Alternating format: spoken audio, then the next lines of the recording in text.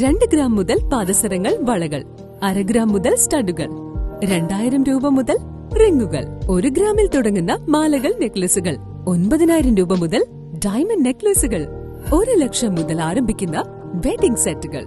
കൂടാതെ നിങ്ങളുടെ പഴയ സ്വർണത്തിന് ഏറ്റവും ഉയർന്ന മൂല്യവും. Maharaja gold and diamonds, toll junction, Edappally, Palluruthy, Tripunithura, Kalady, Eramalloor, Aroor പള്ളി, തുറവൂർ, തൃശൂർ. ഹൈവേ അശാസ്ത്രീയ നിർമ്മാണത്തിനെതിരെ കേരള സംസ്ഥാന വ്യാപാരി വ്യവസായി സമിതി കൂനമ്മാവ് യൂണിറ്റ് പ്രതിഷേധ യോഗം സംഘടിപ്പിച്ചു.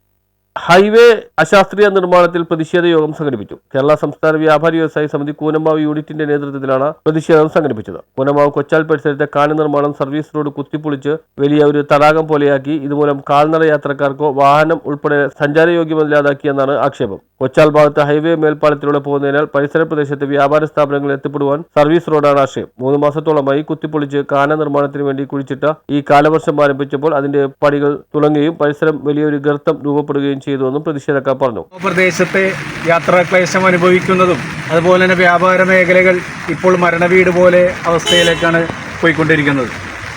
ഈ ഹൈവേ മേലെ കൂടി പോകുന്നത് കാരണം ഇവിടെ യാത്രക്കാർക്ക് സഞ്ചരിക്കാനായിട്ടുള്ള സൗകര്യങ്ങളില്ല. അതുപോലെ തന്നെ ആ സർവീസ് റോഡാണെങ്കിൽ ഈ കാന നിർമ്മാണത്തിൻ്റെ പേരിൽ കുളം കുത്തിയിട്ടുന്ന അവസ്ഥയാണ് നമുക്കിവിടെ കാണാൻ സാധിച്ചിട്ടുള്ളത്.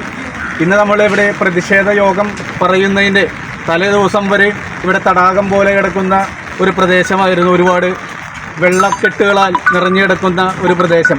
എപ്പോഴാണ് അപകടം സംഭവിക്കുന്നത് എന്ന് പോലും നമുക്ക് പ്രവചിക്കാനാവാത്ത അവസ്ഥയിൽ ഈ പ്രദേശം മുങ്ങിക്കിടക്കുകയായിരുന്നു. ഇന്നിപ്പോൾ അത് മണ്ണിട്ട് നികത്തിയിട്ടുണ്ട്. ഇത് പല അധികാരികളെയും നേരിട്ട് അറിയിക്കുകയുണ്ടായി. പക്ഷേ യാതൊരുവിധ ഫലവും ഇതുവരെ കാണാൻ സാധിച്ചിട്ടില്ല. വാഹനത്തിൽ കൂടി പോകുന്ന ആളുകൾ, കാൽനടക്കാർ, ഇവരെല്ലാവരും ഈ കുഴിയിൽ വീഴുന്ന സ്ഥിതി ഉണ്ടായിട്ടുണ്ട്. ആരും പരാതിപ്പെടുന്നില്ല.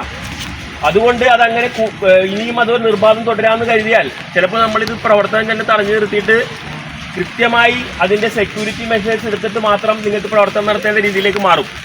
കാരണം ഇവിടുത്തെ ജനങ്ങളുടെ ആവശ്യങ്ങൾ അംഗീകരിച്ചുകൊണ്ട് മാത്രമാണ് ഇത്തരത്തിലുള്ള വികസനം. നമ്മളാരും വികസനത്തിനെതിരല്ല.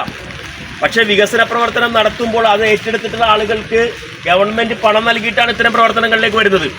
അപ്പം അതുകൊണ്ട് ഈ പ്രവർത്തനം നടത്തുമ്പോൾ ആളുകൾക്ക് സുഗമമായി സഞ്ചരിക്കാനുള്ള സംവിധാനം വേണം. അതോടൊപ്പം തന്നെ അവർക്ക് സുരക്ഷിതമായി സഞ്ചരിക്കാനുള്ള സംവിധാനം കൂടി ഒരുക്കണമെന്നാണ് നമുക്ക് ഇതിലൂടെ ആവശ്യപ്പെടാനുള്ളത്.